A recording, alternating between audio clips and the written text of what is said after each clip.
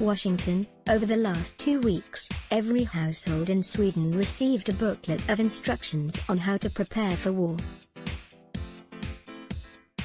Issued by the government and including instructions for every Swedish resident to resist an invader by all means necessary. It was a dramatic sign of just how quickly the recently unthinkable has become something Europe's Nordic governments in particular feel they must address. For many years, the preparations made in Sweden for the threat of war have been very limited, says the Swedish brochure.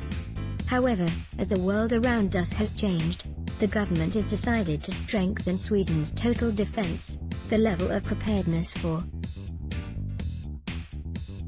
peacetime emergencies is an important basis of our resilience in the event of war. For most of the continent, Russian President Vladimir Putin's annexation of Crimea and war in Ukraine 4 years ago was seen as a wake-up call, but not a potentially existential threat.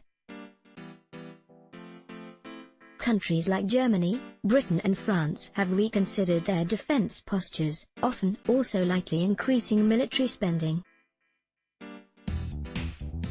By and large, however, even within their security establishments, few see a genuine imminent risk of overwhelming Russian conventional military attack on their homelands. Moscow's military might be at its most active since the Cold War, but its tanks and troops remain a comfortingly long way away. Reintroducing national service TAT clearly isn't the case in the Nordics, much closer geographically to Russia. Norway has appointed a senior special forces officer to lead its Home Guard, a territorial defense force separate from the mainstream military and specifically intended to fight any invader.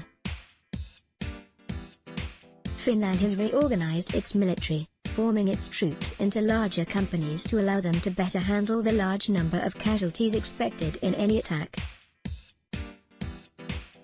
Both countries have long had conscription for able-bodied young men, and now theoretically neutral Sweden is also reintroducing national service for both men and women.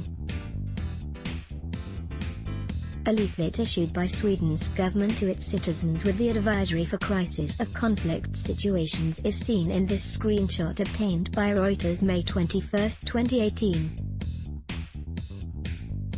Source: Government of Sweden /handout via Reuters. It's a dramatic change from only a handful of years ago, when Nordic militaries were much more focused on humanitarian and counter-terrorism interventions overseas, including UN peacekeeping. Neither Norway, Sweden nor Finland could hold a Russian invasion at the border.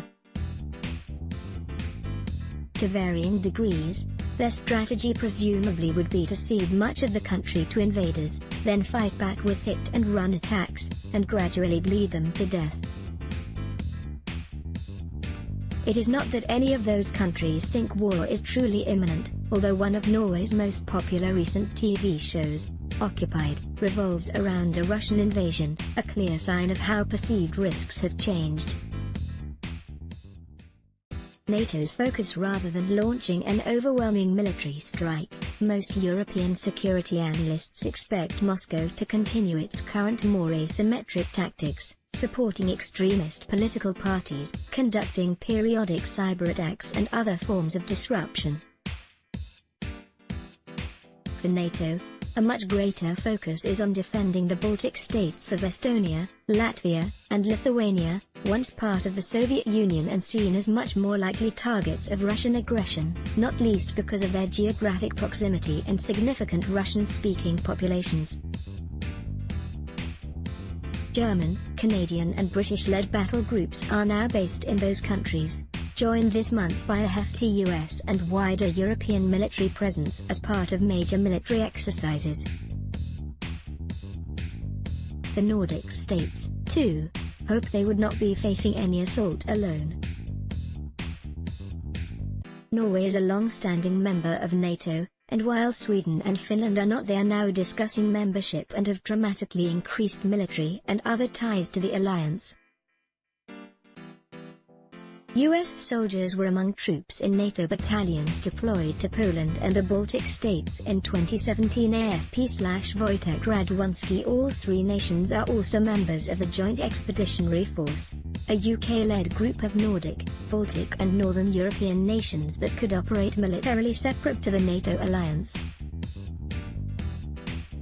Unspoken nervousness while their preparations at home point to, however, is the largely unspoken nervousness amongst the Nordic and Baltic nations that those arrangements might not prove reliable. Such worries inevitably intensified with the election of US President Donald Trump, as well as the rise of far-right parties in Germany, France and elsewhere. The Nordics' real fear is that sometime in the not-too-distant future, perhaps in the next decade, the European and transatlantic structures they have long relied on could collapse. The purpose of a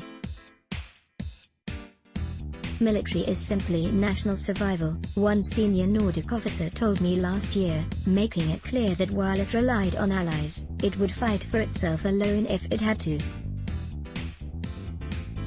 Russia clearly isn't the only danger to be worried about.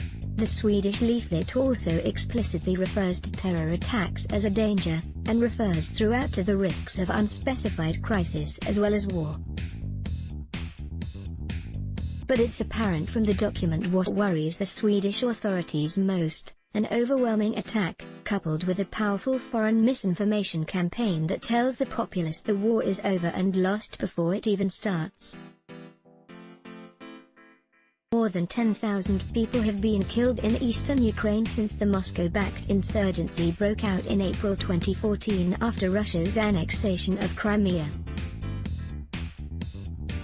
Photo, AFP/Anatoly Stepanov. Return of Gloom. Swedish leaflet states explicitly that any messages of surrender after any invasion should be ignored. If Sweden is attacked by another country, we will never give up, says the brochure. All information to the effect that resistance is to cease is false. For all the criticism of the leaflet and accusations of scaremongering, that is clearly a message the Swedish authorities want to get through. The leaflet has been translated into Arabic, Somali, and a host of other languages to reach recently arrived migrants, and those communities will also find their young men and women conscripted into the armed forces. While much of the leaflet's tone is reassuringly bland, the underlying message is unmistakable. In the event of attack, everyone in the country is expected to do exactly as they are told, whether that's helping provide medical and other support, or fighting and dying.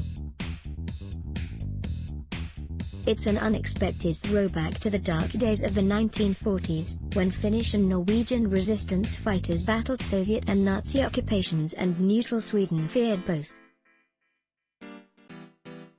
But it's also an alarming reminder that in this most liberal, progressive and peaceful corner of Europe, those in charge now fear an era of gloom could return. Peter Apps is Executive Director at the Project for Study of the 21st Century, and Reuters Global Affairs columnist.